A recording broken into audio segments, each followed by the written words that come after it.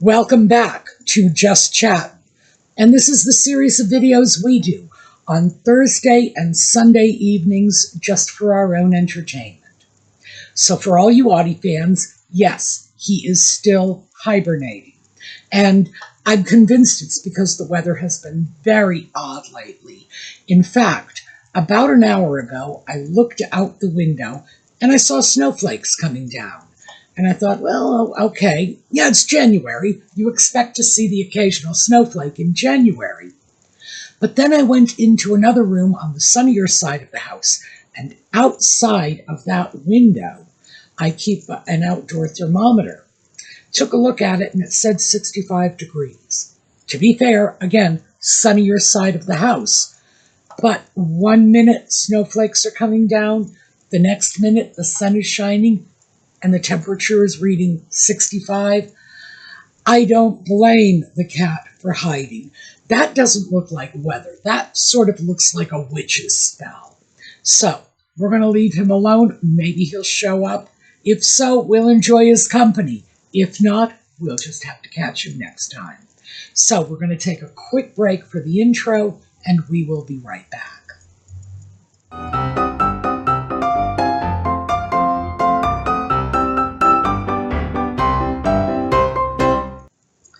So, once again, most of the media reports about Nutmeg and her pet sock puppet are involving Harry's security.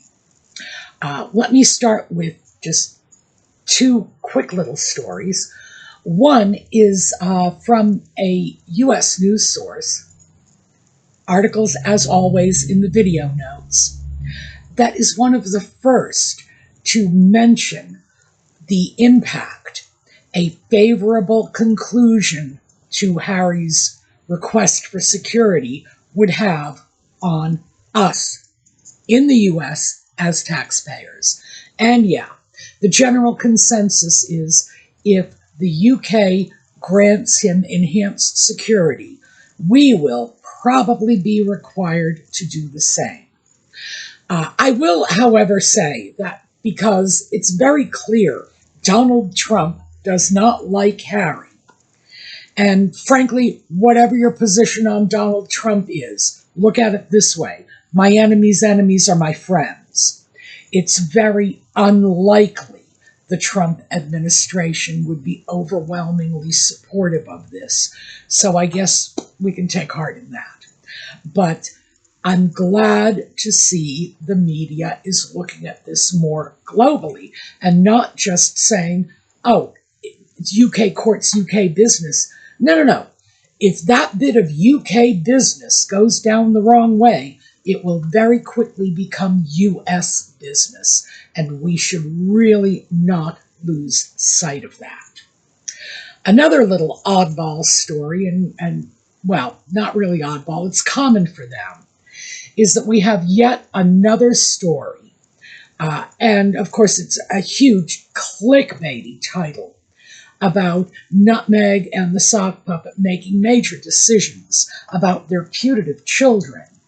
And this one is about the impact of social media and how they do not want to see children engaging with social media. And I assume what we're expected to draw from this is that their own children are not going to be having cell phones. Well, I know so many of you are saying, children, what children? Okay, you're preaching to the choir, folks. I would look at this in a different light, though, and say, let us suppose they do, in fact, have children. Their children are toddlers. The boy is allegedly 6, the girl is allegedly 4. Are these children really supposed to be wandering around with smartphones? I've seen, I don't have little kids myself. My age alone would suggest otherwise. I've seen children. I have children in the neighborhood. The teenagers have cell phones. And in fact, I think the 12-year-old has a cell phone, although could have been borrowed from a sibling. But the young ones, the children, 5, 6, 7, 8. No cell phones. And I would have to say that it's not realistic to expect that children are going into kindergarten with cell phones to begin with.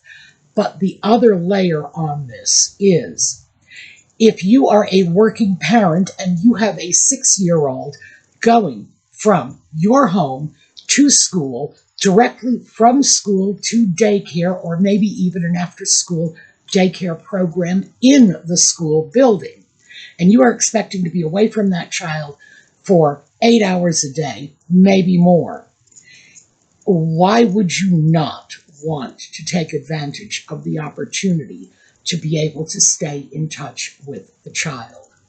Denying a child, especially a child who's going to be, to some extent, on their own for 8 hours a day, out of direct contact with their parents, seems to me that should be a decision for parents themselves to make. The idea that people who have these putative children with nannies and governesses and security and Lord only knows how much staff, plus, again, allegedly, Grandma Doria right in the home. They can go anywhere they want to go. They can do whatever they want to do, and they still don't have to worry about their kids. It's pretty arrogant of them to be telling working families how they should or should not be engaging their own children, just in terms of the sort of contact and accessibility parents feel the need for, just to be certain of the safety of their children. So yeah, we've got a couple of overprivileged nincompoops telling everybody else how to live their lives. Oh, and while they're doing this, Nutmeg is posting periodic pictures of her putative children all over social media all the time.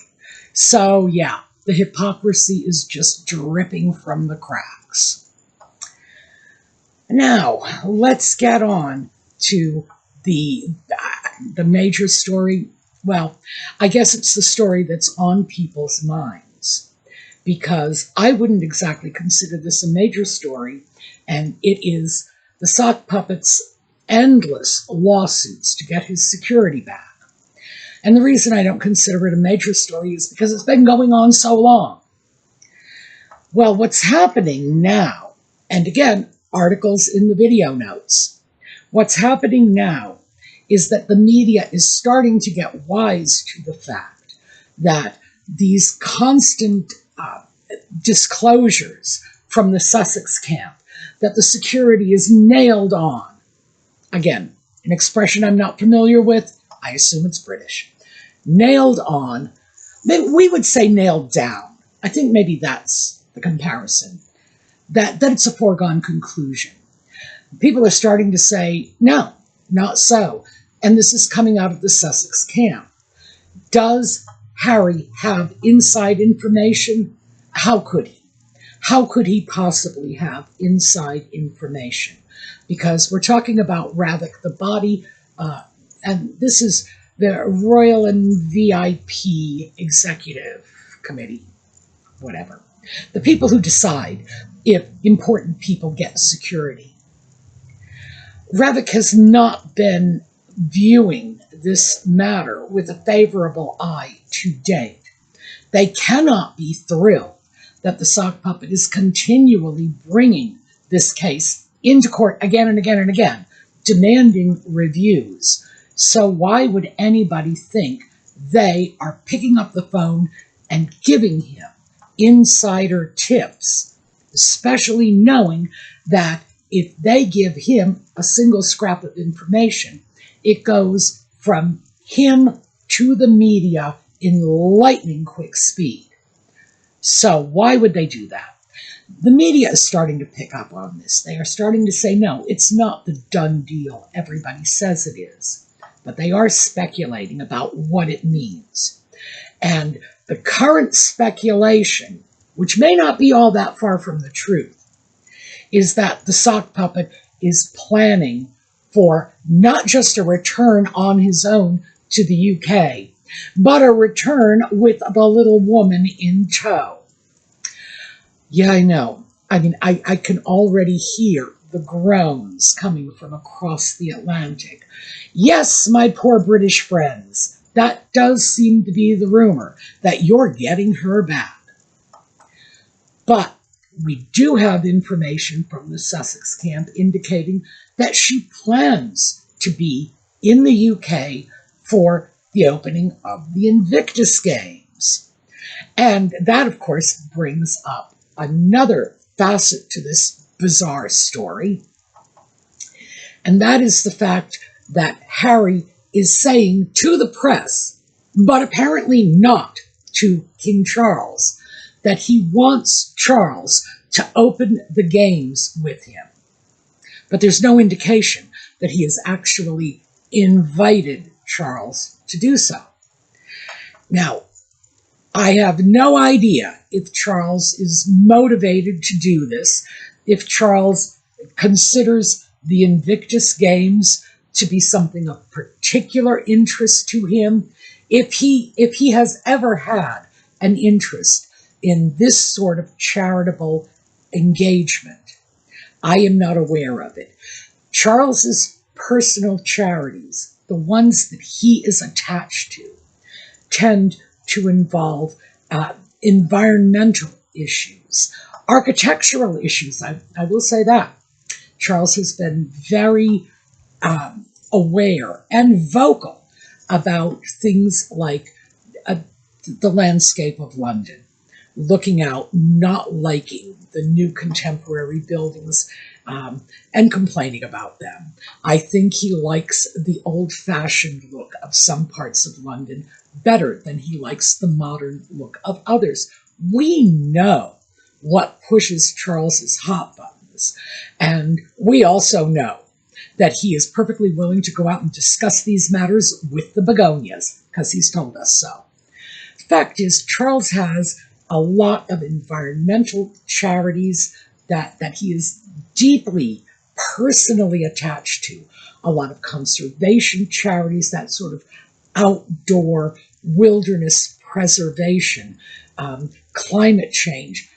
That's where his focus has primarily been. And I have not seen anything that would indicate he has a particular attachment to the Invictus Games. And maybe he does, but I'm saying if he does, I'm not aware of it. So I don't understand why anybody would assume that Charles's devotion to the Invictus Games would be enough to prompt him to open the games with the sock puppet, knowing full well, because he certainly does, that if he stands on an Invictus Games stage with Harry, what he is doing is he is draping Harry in the cloak of royal acceptance, royal inclusion. He would be telling the world, yes, this is my son, a royal. I'm not sure Charles is comfortable doing that, because the reality is, if you have that sort of royal sanction bestowed on someone who is going to go halfway around the world and establish his own court in Montecito, Lord knows they're trying to do that as is. So I would have to question the judgment if Charles does this, because in fact, we know that as far as Harry is concerned, it has nothing to do with the games. Harry says, oh, it would be good for me, it would be good for the games. No. That's not how his priorities work. If it's good for Harry, and possibly good for the games, oh well, that's nice. But good for Harry comes first. And the fact is, he has shamelessly used all of the charities he's been associated with for his own benefit. No, I'm sorry, I said shameless. With Harry, shameless actually crosses the line from shameless to shameful. It has been such a blatant exploitation of these charities. So we all know that opening the Invictus Games in London is nothing more than a grand publicity stunt for Harry. His dedication to these games is, at best, tepid. Yeah, it's probably the only thing that's going on in his life, because it's not as if he has a job. Oh, I'm sorry, I should have thrown that out. That was another news tidbit. We do, in fact, have a podcaster, Link Lauren, who called him out about security and said, get a job like everybody else, Harry. So good for you, Link. So we have yet another dimension on this, which is Harry goes over for the Invictus Games. Nutmeg allegedly is coming with him. And the fact that his supposed interest in bringing the putative children to the UK to see their grandpapa can't be done unless Nutmeg is in tow.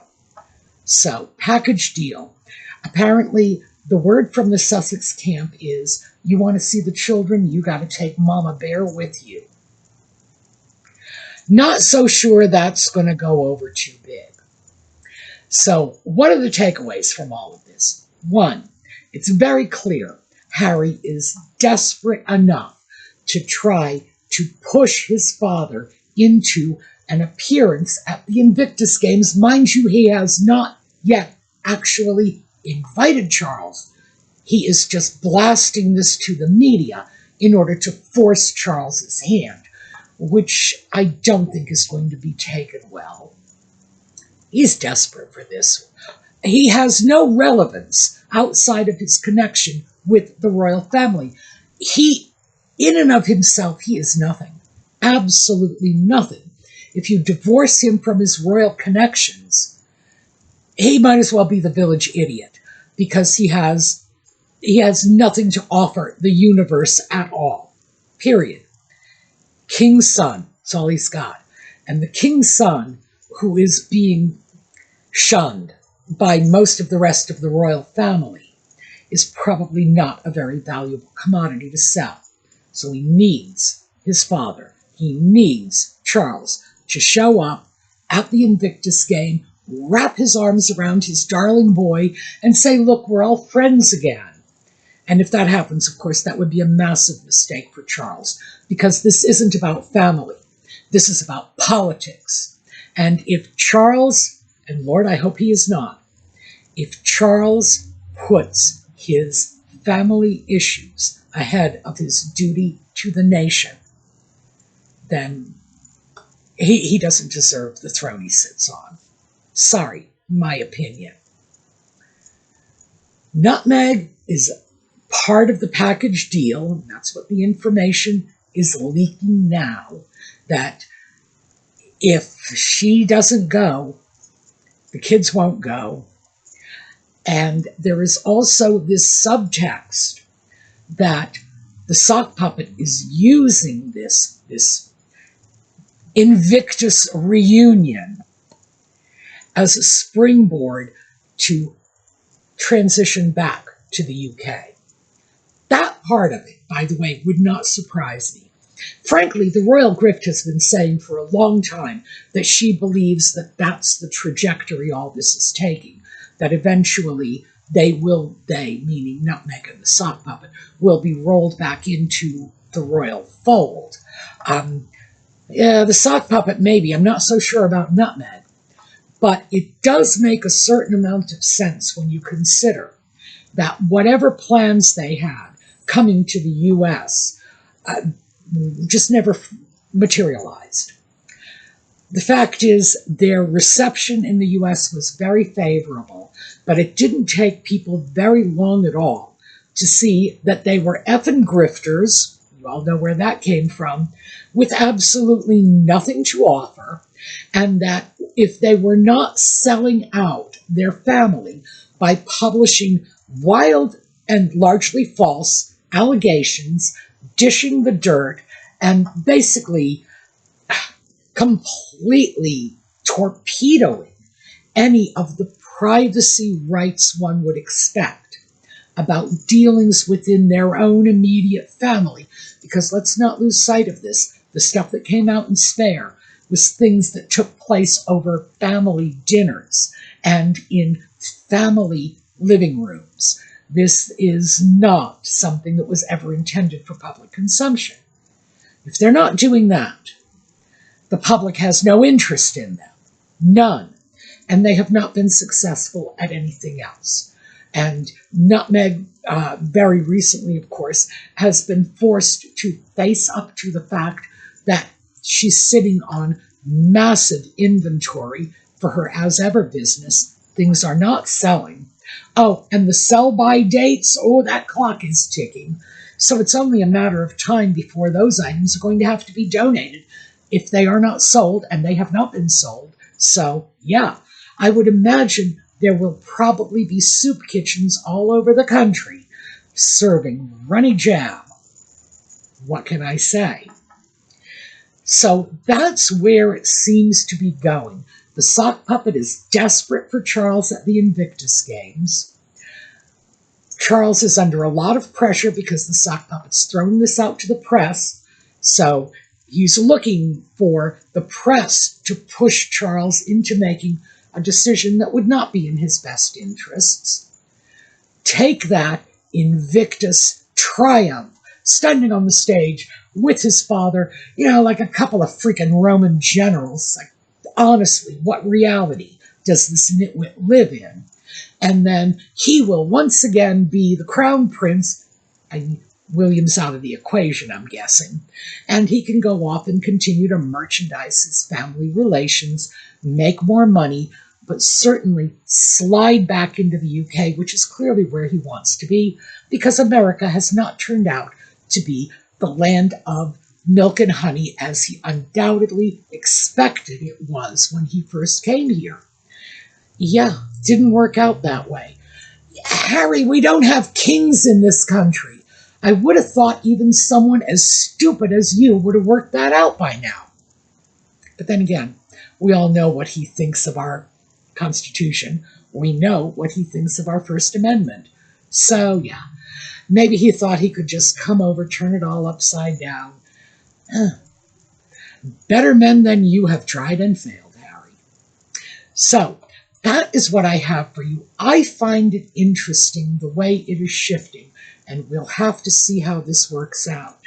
For those of you in the UK, I can only say Harry is counting his chickens before they've hatched. So don't be too worried that you are going to see Harry with Nutmeg, with a couple of putative children you don't recognize, showing up anytime soon. It just doesn't look like that's in the cards, but we'll have to see. So that's what I have for you today. We are going to take a look at a slideshow on the way out, and because it was Catherine's birthday this week, well, we'll do one of the Catherine slideshows. And thank you for being with us. I hope to see you again next time. And in the meanwhile, have a terrific day.